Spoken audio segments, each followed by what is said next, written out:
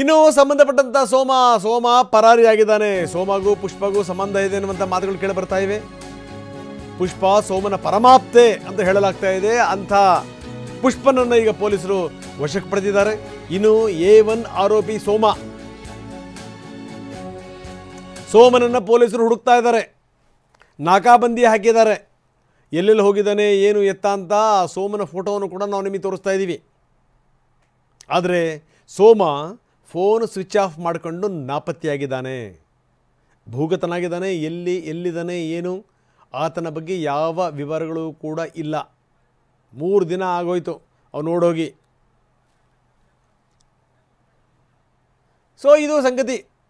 ಸುಪಾರಿಯ ಪ್ರಮುಖ ಆರೋಪಿ ಸೋಮ ಈಗ ಕಣ್ಮರೆಯಾಗಿದ್ದಾನೆ. ಈಗ ಎಲ್ಲಿದ್ದಾನೇನು ಅಂತ ಗೊತ್ತಿಲ್ಲ. ಪೊಲೀಸರು ಕೂಡ ಆತನನ್ನು ಹುಡುಕ್ತಾ ಇದ್ದಾರೆ. ಇನ್ನು ಆತನ ಪ್ರೇಯಸಿ ಪುಷ್ಪ, ಏನು ಉದ್ದುದ್ದ ಮಾತಾಡೋದು ಪುಷ್ಪನನ್ನು ಈಗ ಪೊಲೀಸರು ಹಿಡ್ಕೊಂಡಿದ್ದಾರೆ. ಅವನ ಜೊತೆಗೆ 2 ಹುಡುಗರನ್ನು ಕೂಡ ವಶಕ್ಕೆ ಪಡೆದಿದ್ದಾರೆ.